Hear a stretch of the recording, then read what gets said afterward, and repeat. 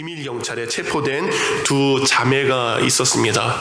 그들은 가족을 잃고 집을 잃고 우리 코니와 그의 언니 베시는 감옥에 수용하게 되었습니다.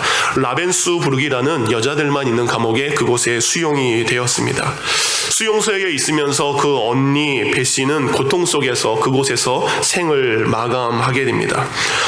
그렇지만 동생 코리만 구사일생으로 거기서 살아남게 됩니다. 이제 2차 세계대전이 모두 끝난 후에 그 동생 코리는 교회들마다 다니면서 사람들을 만나면서 그리스도의 사랑과 용서에 대한 말씀을 간증하기 시작했습니다. 폐허가 된 한 독일의 교회에서 이제 코리가 간증을 마치고 강단에서 내려왔습니다. 그리고 저 뒤에서 나가는 사람들과 한 사람 한 사람씩 인사를 했어요. 근데 모든 사람이 나갈 때까지 기다리고 있었던 한 남자가 있었습니다. 모든 사람이 나간 후에 그 남자가 이 코리라는 여인에게 다가와서 이렇게 이야기를 합니다. 그 사람은 바로 그 코리와 그의 언니가 갇혀 있었던 바로 라벤스부르크의 수용소에 있었던 한 간수 중에 한 사람이었어요. 그가 코리에게 손을 내밀면서 이렇게 이야기를 합니다. 당신의 말씀이, 당신의 간증이 얼마나 고마웠는지요. 당신의 말씀대로 예수님께서는 내 모든 죄를 다 씻어주셨습니다. 예수님께서 내 죄를 용서해 주셨습니다. 라는 마음으로 그 코리에게 손을 내밀었습니다. 그 순간 코리는 어른이 되고 말았습니다. 그리고 그때를 회상하면서 이렇게 그의 책에 기록을 합니다. 사람들에게 그렇게 자주 용서할 필요가 있음을 누누이 간증했던 내가 손을 옆으로 내린 채 아무것도 할 수 없었다. 나는 그 수용소에서 겪었던 일이 생각나면서 다시 분노와 복수심이 속에서 끌어오르고 있었다. 하지만 순간 용서하자, 손을 내밀자 다짐을 했다. 나는 차분히 미소를 지으려고 애를 썼고 내 손을 들으려고 몸부림쳤다. 그러나 나는 할 수 없었다. 나는 아무것도 할 수 없었다. 그를 향한 따스함이나 그리고 그를 사랑하는 사랑은 털끝만큼도 내게 존재하지 않았다. 그 순간 나는 말없이 기도를 드렸다. 예수님, 나는 그를 용서할 수 없습니다. 나는 이 사람을 용서할 수 없습니다. 하지만 당신의 용서를 지금 이 순간 내게 주옵소서. 예수님께 기도했던 그 기도에 순종하기 위해서 손을 올리려고 했을 때 믿을 수 없는 놀라운 일이 그에게 생겼다라고 합니다. 팔을 따라서 어깨부터 그 손을 통해서 어떤 흐름이 자기의 손과 그의 손이 맞잡았을 때 전달되는 것을 느끼게 되었다라고 합니다. 그동안 마음속에서 알지 못했던 진정한 사람에 대한 사랑이 무엇인지 그 순간 알 수 있었다라고 합니다. 그래서 그는 이렇게 이야기를 합니다. 그때 나는 바로 이 세상을 치유하고 회복하고 용서하는 것은 나의 힘, 나의 의지, 나의 선함에 근거한 것이 아니라 바로 예수님의 용서에 있음을 발견하게 되었다. 예수님께서 우리에게 원수를 사랑하라고 말씀하실 때, 그가 그렇게 명령하셨을 때 그 명령과 함께 용서할 수 있는 사랑을 우리에게 주셨다.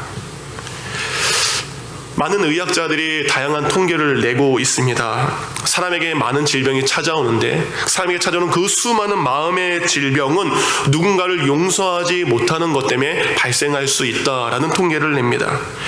정신과 의사였던 메닝거라는 사람은 인간의 모든 질병의 70%는 바로 그런 스트레스에서 오고, 그리고 스트레스의 90%가 곧 미움과 증오와 그리고 용서의 결핍에서 오는 질환 중에 하나라고 이야기를 합니다.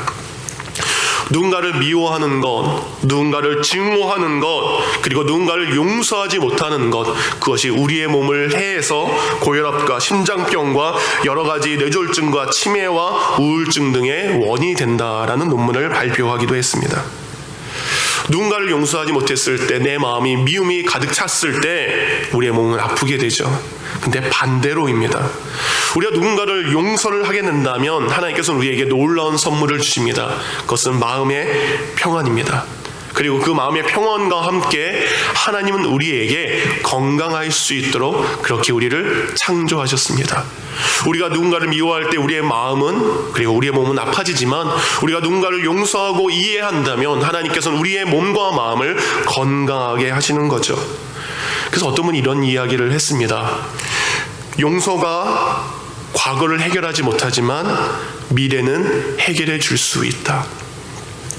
내가 지금 누군가를 용서한다면 과거에 있었던 일들, 그것을 없던 걸로 할 수는 없습니다. 그러나 앞으로 다가올 나의 미래를 해결해 줄 수 있는 것, 그것이 용서해 주시는 하나님의 은혜이기도 합니다. 한 번은 마더 테레사 수녀님에게 정말 심한 갈등을 겪고 있는 한 부부의 상담 요청이 왔습니다. 너무나 자주 싸우고 너무나 많이 싸우는 그 부부를 마더 테레사 수녀가 자신들 앞에 부릅니다. 그리고 그들에게 이렇게 이야기했다라고 합니다. 기도하고 용서하십시오. 한 번은 폭력적인 부모 밑에서 매일같이 맞으면서 자란 어떤 한 사람, 그는 이제 성인이 되어서 자기가 부모한테 맞았던 그 마음을 가지고 다른 누군가에게 폭력을 행사하는 한 젊은이가 그를 만나게 되었습니다. 마더 테레사 수녀는 그에게 이렇게 이야기했습니다. 기도하고 용서하십시오. 한 번은 가족에게 버림받아 고아로 홀로 살아가는 누군가에게 이렇게 이야기를 합니다. 기도하고 용서하십시오. 여러분, 이 세상에 용서가 필요 없는 사람이 있을까요? 용서를 할 일도 용서를 받을 일도 아주 없이 이 세상을 살아가는 사람들이 있을까요? 이 땅에 있는 모든 사람은 용서를 하기도 해야 되고 또 용서를 받아야 될 존재이기도 합니다. 세상에 참 못된 사람이 많습니다. 그렇죠? 참 못된 인간들이 많습니다. 근데 반대로 여러분 생각하시기에 이 세상에 참 괜찮은 분들, 참 좋은 분들도 우리 주위에 참 많습니다. 여러분이 지금까지 살면서 저분은 참 괜찮은 사람이다, 텔레비전에 나오는 저 사람은 참 좋은 사람이다 라는 한 사람을 한번 떠올려 보시기 바랍니다. 누구나 인정하는 좋은 사람, 누구나 칭찬하는 괜찮은 사람, 그 사람.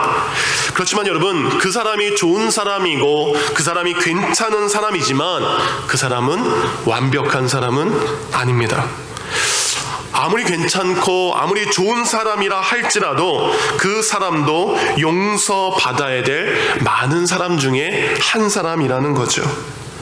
그래서 많은 사람들이 정말 괜찮은 사람이야, 좋은 사람이야 라고 말하지만 성경은 로마서 3장 23절에 이렇게 이야기를 합니다. 모든 사람이 죄를 범하였음에. 이 말씀처럼 이 땅에 있는 모든 사람들은 죄인입니다. 이 세상에 죄를 범하지 않는 사람은 없습니다.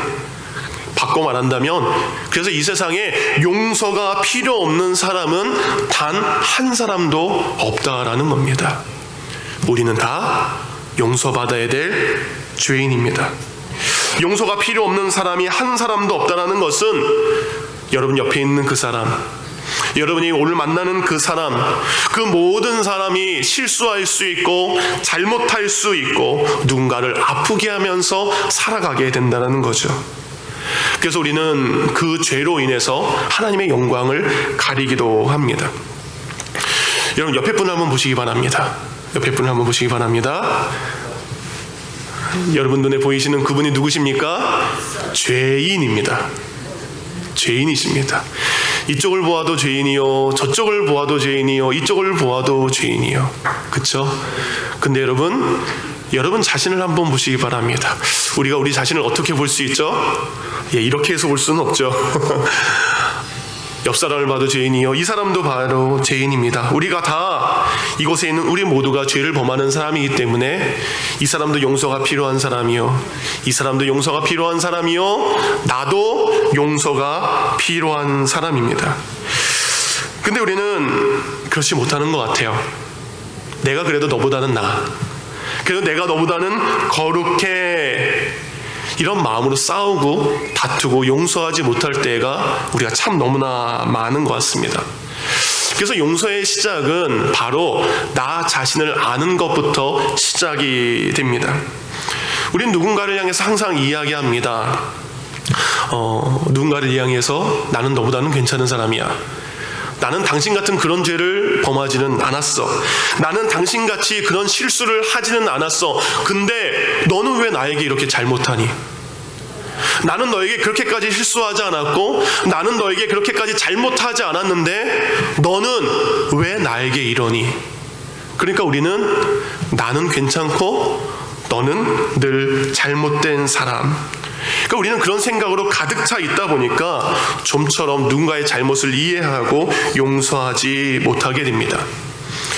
여러분, 아파본 사람이 아픈 사람의 마음을 알 수 있고 울어본 사람이 우는 사람의 마음을 헤아릴 수 있습니다. 예배를 들어오기 한 5분 전에 갑자기 교회로 누군가가 전화를 하셨어요. 한국 분이셨습니다. 저는 그분의 얼굴도 모릅니다. 그분의 이름, 그분이시구나 라는 이름을 알 정도예요. 근데 그분이 저한테 이야기하면 전화를 하셔서 교회로 전화를 하셨어요. 그래서 들어오기 전에. 그래서 찍은 전화를 보고 다시 한번 제 핸드폰으로 전화를 드렸습니다. 그래서 그분이 저에게 이런 이야기를 하더라고요. 목사님, 저를 위해서 좀 기도해 주세요. 제 주위에는 아무도 없습니다. 정말 제 주위에는 저를 도울 수 있는 사람이 아무도 없는 것 같습니다. 그래서 이 얘기를 들어보니까 그분이 하는 비즈니스가 있는데 그 비즈니스 옆에 또 똑같은 비즈니스가 아마 누가 또 들어온 것 같아요. 그래서 그렇게 새로 비즈니스를 연 분은 아마 새롭게 가게를 여니까 더 인테리어도 좋겠죠. 그리고 그분은 남편도 있고 또 교회를 다니는 분이라 그분은 많은 사람이 입소문도 내고 많은 사람이 그 가게를 찾아올 것 같습니다. 근데 묵묵히 저는 남편도 없이 홀로 이곳에서 열심히 지난 몇 년간 일을 했는데 그분이 가까이 오게 된 것 때문에 너무 염려가 많습니다. 너무 걱정이 많습니다. 목사님, 저를 위해서 기도해 줄 사람이 필요합니다. 목사님 생각이 나서 기도를 부탁하는 전화를 했습니다. 그래서 그 순간 예배 시간이 가까이 됐지만 그분을 위해서 기도를 했습니다. 하나님께서 그분의 삶과 그분의 마음을 위로하실 줄 믿습니다. 그래서 하나님께 기도해서 하나님, 이분도 잘 되고 이분도 잘 되게 해주세요. 여러분, 우리가 누군가의 아픔을 나의 아픔으로 겪는 것, 그쵸? 나는 그동안 행복하게 살았는데 내가 원하지 않아서 누군가에게 이렇게 실수를 하고 누군가에게 아픔을 줄 수 있는 상황이 나의 뜻과 상관없이 생기게 됩니다. 그럴 때 우리는 누군가가 그 사람이 나에 대해서 원해서 했건 원하지 않아서 했건 그것을 이해하고 용서하는 일이 참으로 어렵게 되는 거죠. 근데 여러분, 누군가를 이해하고 용서하는 것은 말처럼 참 쉽지 않은 것 같습니다. 정작 누군가에게 내가 큰 아픔을 겪었다면, 그래서 저 사람이 나나 내 자녀나 내 가족에게 정말 큰 잘못을 하면 용서하기가 쉽지 않습니다. 그래서 우리는 속으로 이런 마음을 품기도 합니다. 죽어도 용서하지 못할 사람. 내가 죽으면 죽었지 저 사람은 내가 용서하지 못해. 오늘 본문에 그 사람이 나옵니다. 내가 차라리 죽음을 선택하겠습니다. 내가 죽으면 죽었지 저 사람들을 내가 용납할 수는 없습니다. 나도 죽고 저 사람도 죽고 싶습니다. 내가 저 사람들을 용서하고 저 사람들을 살릴 바에는 내가 그냥 바다에 빠져서 죽겠습니다. 그렇게 말한 사람이 오늘 본문에 나옵니다. 그는 하나님을 믿는다라고 하는 사람이었고 하나님의 뜻을 전한다라고 했던 바로 믿음의 사람 요나라는 사람입니다. 여러분, 하나님은 니느웨 사람들을 용서하기를 원하십니다. 하나님께서 그들을 용서하기를 원한다는 것은 그들에게 죄가 있다는 것을 전제를 합니다. 니느웨 사람들이 잘못한 것이 없다면 하나님께서 그들을 용서하실 이유가 없는 거죠. 요나서 1장 2절은 이렇게 우리에게 말씀합니다. 저 큰 성읍 니느웨로 가서 그것을 향하여 외치라. 그 악독이 내 앞에 상달되었습니다. 이번 세번역 성경에 보면 이렇게 이야기합니다. 그들의 죄악이 내 앞까지 이르렀다. 니느웨 사람들이 얼마나 잘못을 했으면 그 잘못이 쌓이고 쌓여서 저 하늘에 계신 하나님 앞에까지 쌓였다라는 겁니다. 또 다른 표현으로는 내 앞에서 죄를 짓는다라는 것은 하나님이 지금 이렇게 보고 계신데, 하나님이 보고 계심에도 불구하고 죄를 짓고 있다라는 것을 말하고 있습니다. 그런데 그런 그들을 하나님이 용서하기를 원하십니다. 하나님의 백성이었던 이스라엘 백성들을 괴롭혔습니다. 하나님의 사람이 이스라엘 백성들을 잔인하게 학살했던 민족이기도 합니다. 여러분, 니느웨 사람들의 잔인함은 이로 말할 수는 없습니다. 후에 이 사람들은 한 민족을 말살하기 위해서, 그 민족의 피를 섞기 위해서 다른 나라 사람들과 이 나라 사람들을 강제적으로 결혼시켜서 피를 섞게 한 민족이기도 합니다. 그럼에도 불구하고 하나님은 그들을 향한 용서의 계획을 품으셨습니다. 지난주에 하나님의 마음에 대한 말씀을 나눴어요. 하나님의 말씀은 어떤 마음입니까? 하나님의 마음은 요한복음 3장 16절에 하나님의 마음이 어떤지 잘 표현하고 있습니다. 하나님이 세상을 이처럼 사랑하사 독생자를 주셨으니 이는 그를 믿는 자마다 멸망하지 않고 영생을 얻게 하려 하심이라. 하나님의 사랑은 세상에 속한 모든 사람들을 자신의 독생자 아들 예수 그리스도를 죽음에 내어주시기까지 우리를 사랑하셨습니다. 그만큼 하나님의 사랑은 크신 사랑이요 놀라운 사랑입니다. 근데 그 하나님은 그렇게 이 세상을 사랑하셨습니다. 근데 그 세상에는 니느웨 사람도 포함이 됩니다. 그 세상에는 내가 미워하는 그 사람도 포함하고 있습니다. 그 세상에는 내가 죽으면 죽었지 용서 못할 그 사람, 그 민족, 그 나라, 그들이 다 포함되어 있는 것을 의미합니다. 근데 요나는 그것을 받아들이기 싫습니다. 하나님, 저들 잘못했지 않습니까? 저들이 잘못한 죄악의 값을, 저들이 행한 악행을 벌해주셔야 되는 건 아닙니까? 저들을 심판하셔야 되는 거 아닙니까? 저렇게 못된 사람들은 이 땅에서 사라져야 되는 것은 아닙니까? 근데 그런 용서의 하나님의 마음을 알지만 그 하나님의 용서의 마음으로 그들에게 다가가기 싫어서 이제 요나는 용서의 자리가 아닌 심판과 멸망의 자리로 도망을 간 것입니다. 요나의 마음속에는 지금 하나님의 사랑보다 자신의 마음속에 있는 미움이 더 큰 거죠.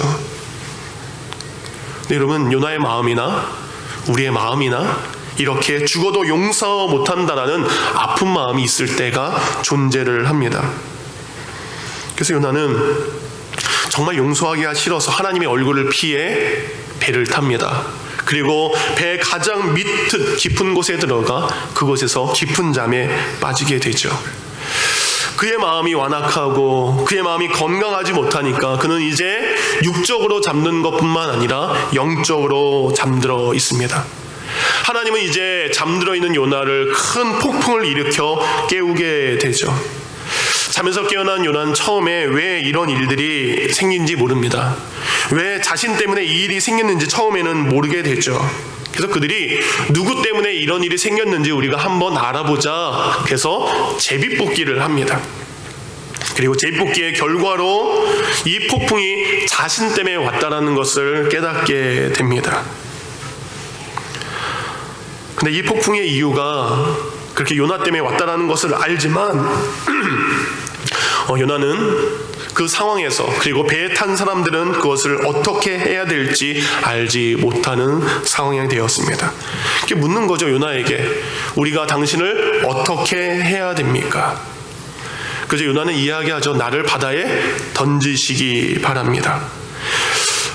그들의 질문에 내가 바다에 빠져야 이 바다가 잠잠해질 것입니다. 나를 던지면 이 문제가 해결될 것입니다. 근데 여러분, 쉽지 않은 일이죠. 어떻게 산 사람을 그리고 자기들 옆에 있는 사람을 바다에 빠뜨리는 것이 쉬운 결정은 아니죠. 그래서 그들이 이제 노를 저어서 육지로 배를 돌리려고 합니다. 그렇지만 폭풍이 더 거칠어지고 심해지고 이제 배가 파산하려고 합니다. 그 순간 그들은 어쩔 수 없는 선택을 해서 요나를 들어 바다에 던지게 됩니다. 그리고 바다는 일순간 잠잠해지게 됩니다. 그리고 놀라운 것은 이 모든 일을 본 이 사람들, 이 모든 일을 주관하신 하나님을 두려워하면서 그들은 하나님께 제물, 예배를 드리고 서원을 하게 됩니다. 여러분, 서원은 믿겠다라는 약속이에요. 이렇게 되어진 일들을 보면서 요나가 아니라 요나 옆에 있는 사람들, 그들이 오히려 하나님께 예배하고 하나님을 믿겠다라고 약속하게 됩니다. 이 과정 가운데 우리가 요나의 행동을 좀 더 자세히 좀 들여다보기를 원합니다. 요나는 먼저 자신 때문에 이 폭풍이 왔고, 그리고 자신의 잘못 때문에 이 배에 탄 사람들이 고생을 하고 있다는 것을 알게 됩니다. 그래서 그들의 고생, 그들의 위기를 해결하기 위해서 자신이 나서게 됩니다. 나를 죽이시기 바랍니다. 나를 죽여서 여러분이 살면 좋을 것 같습니다 라는 좋은 마음을 품습니다. 근데 여러분, 그것이 그 순수한 마음 그거 하나만 있는 것 같지는 않습니다. 그의 죽음의 선택의 일면에는 아까 얘기했던 것처럼 내가 죽으면 저 니느웨 사람들에게 증거해야 될 그 하나님의 용서의 메시지도 물속에 잠긴다는 것을 그는 마음 가운데 품었던 것 같습니다.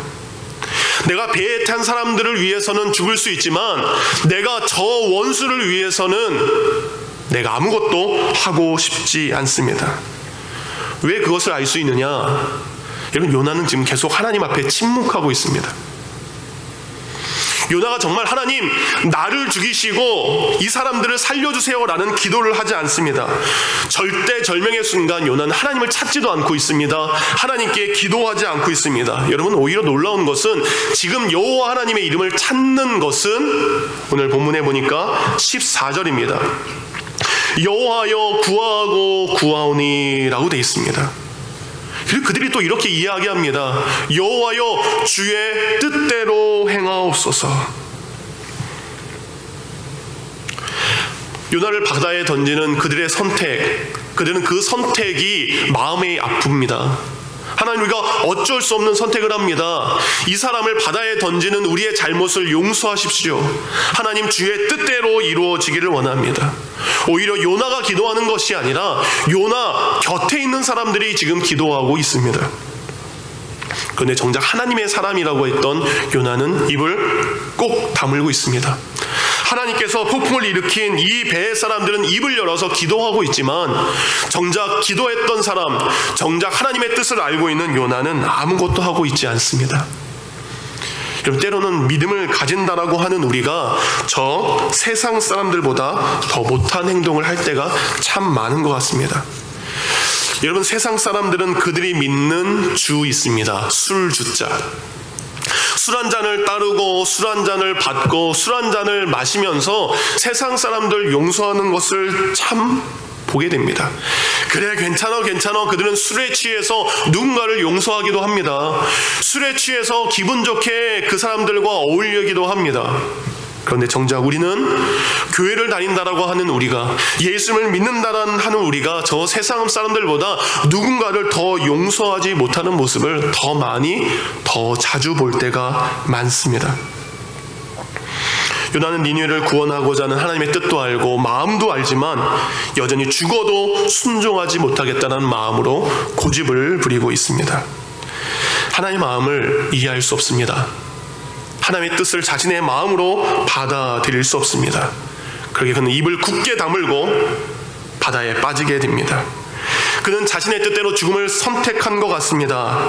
자신의 뜻대로 이제 니느웨는 며칠 있으면 하나님의 진노의 심판이, 진노의 불이 임하겠지라는 생각을 가지고 물속 깊은 곳으로 빠져들고 있었을 것이죠. 근데 그가 몰랐던 것이 있습니다. 그의 모든 삶과 죽음을 주장하시는 분은 바로 하나님이라는 거죠. 요나는 죽기를 원했지만 하나님은 그를 살려서 그로 하여금 변함없이 하나님의 뜻을 이어가기를 원하셨습니다. 그래서 하나님은 그를 살리기 위해서 큰 물고기를 예비하셨습니다. 성경 분명히 기록합니다. 그를 살리기 위해서 큰 물고기를 예비하셨다. 그리고 준비하셨다. 용서가 싫어서 불순종한 요나지만 그를 살리기 위해서 하나님은 물고기를 준비하셨습니다. 누군가가 용서에 대해서 이런 말을 했습니다. 용서하라. 용서하지 못해서 당신의 삶을 망치지 말아라. 여러분, 마태복음 18장에 보면 용서에 관한 예수님의 말씀이 나옵니다. 어떤 사람이요, 그 나라의 임금님에게 너무나 많은 빚을 지었습니다. 근데 어떻게 해도 몇 년을 갚아도 갚을 수 없는 너무나 큰 빚을 임금에게 지고 말았습니다. 근데 어느 날 임금이 그를 불쌍히 여깁니다. 그리고 그를 불러서 너의 모든 빚을 내가 탕감하노라. 너가 나에게 갚아야 될 모든 것을 내가 다 용서해 주겠다. 기쁜 마음으로 그가 이제 집으로 돌아갑니다. 집으로 돌아가는 길에 한 사람을 만나는데요, 그는 자신에게 돈을 빌려간 사람입니다. 돈을 빌려가고 갚지 않은 사람이에요. 그래서 그를 보고 화를 냅니다. 너는 어찌해서 나에게 돈을 갚지 않느냐? 그래서 그를 돈을 다 갚을 때까지 감옥에 가두게 됩니다. 이 소식을 들은 왕은 그를 다시 불러 이렇게 이야기를 합니다. 내가 너를 불쌍히 여김과 같이 너도 너의 동료를 불쌍히 여김이 마땅하지 아니하냐? 내가 너에게 했던 것처럼 너도 그에게 행하는 것이 마땅하지 아니하냐? 여러분, 용서를 하지 못해서 제일 많이 피해를 본 사람은 가장 많은 용서를 받은 그 사람입니다. 그는 자신이 임금에게 얼마나 큰 용서를 받았는지, 그것이 얼마나 귀한 것인지 알지 못했고 또 그것을 금방 잊어버리게 된 거죠. 그건 내가 누군가를 용서하지 못했을 때 손해보는 사람은 바로 우리라고 예수님이 비유로 말씀하시는 겁니다. 반대로 우리가 용서를 한다면 그 용서를 통해서 큰 사랑을 알게 됩니다. 그리고 그 용서를 통해서 내 삶의 진정한 감사와 행복이 무엇인지 회복되게 됩니다. 미움이 사라지고, 그리고 용서가 당장은 힘들겠지만 그 용서를 통해서 하나님께서 내게 주신 은혜가 얼마나 큰 은혜인지 점점 깨닫게 되는 거죠. 누가복음 23장 24절에 예수님은 자신이 사랑했지만 자신의 그 사랑을 배반하고 오히려 자신을 죽이려고 한 그들을 향해서 예수님은 하나님께 이렇게 기도하십니다. 이에 예수께서 이르시되 아버지, 저들을 사하여 주옵소서. 저들이 하는 것을 알지 못합니다. 이런 예수님의 믿음을 가지고 살았던 한 믿음의 사람, 그 믿음의 사람도 자신을 죽이는 그 사람들 앞에 사도행전 7장 60절에 이렇게 고백합니다. 무릎을 꿇고 크게 불러 이르되 주여, 이 죄를 저들에게 돌리지 마옵소서. 이제 예수님의 마음으로 누군가를 용서하려고 하는 분이 있다면 그분에게 이 성경 구절을 소개합니다. 마태복음 21장 21절과 22절 말씀입니다. 그때 베드로가 나와 이르되 주여, 형제가 내게 죄를 범하면 몇 번이나 용서하려 주리이까? 7번까지 용서하면 됩니까? 예수께서 이르시되 너에게 이르노니 7번뿐 아니라 7번을 70번까지 할지니라. 예수님께서 말씀하십니다. 누군가가, 너의 형제가 너에게 죄를 범할 것이다. 오늘도 범할 것이고 내일도 죄를 범할 것이다. 그 사람이 오늘도 너를 아프게 할 것이고 내일도 너를 아프게 할 것이다. 그렇지만 그를 향해서 7번이 아니라 70번에 7번에 70번까지 용서해라. 이제 하나님은 니느웨 사람들을 용서하지 못하는 그 요나를 위해 큰 물고기를 준비해서 그를 살리셨습니다. 그리고 그로 하여금 다시 용서의 메시지와 구원의 메시지를 전하는 사람으로 변화시켜 가십니다. 죽음까지도 자신의 뜻대로 선택한 요나였지만 그는 하나님 앞에 다시 한번 변화되고 다시 한번 하나님의 뜻대로 살아가는 사람으로 변화됩니다. 요나를 살리시고 변화를 시키시는 하나님의 능력. 어떻게 요나가 그렇게 변화될 수 있었을까? 어떻게 요나가 누군가에서 용서의 메시지를 전할 수 있었을까? 그 메시지는 다음 주에 이어서 전하도록 하겠습니다. 이 시간 들은 말씀을 생각하며 기도하도록 하겠습니다. 정말 우리의 삶에 죽어도 용서하기 싫은 사람이 존재합니다. 어렸을 때 그런 사람이 있었을 수도 있고, 아니면 지금 그런 사람이 여러분 옆에 있을 수도 모르겠습니다. 아니면 앞으로 그런 사람이 여러분에게 생길지도 모르겠습니다. 그래서 우리도 요나처럼 극단적인 마음을 품습니다. 내가 죽으면 죽었지, 내가 잘못되면 잘못됐지, 나는 용서 못합니다. 근데 하나님은 우리로 하여금 말씀하십니다. 용서하라. 예수님이 말씀하십니다. 오늘도 내일도 너의 형제가, 너의 이웃이, 너의 가장 사랑하는 사람이 너에게 잘못할 것이다. 7번만 용서하는 것이 아니라 7번에 70번까지도 용서하라. 이 시간 기도합니다. 이 말씀에 내가 순종하며 살기를 원합니다. 예수님이 나를 용서하신 그 큰 용서와 예수님이 나를 사랑하신 그 크신 십자가의 사랑으로 이 사람이 내게 행한 그 작은 잘못을 용서하게 하옵소서. 이 시간 기도로 주님 앞에 나아갑니다.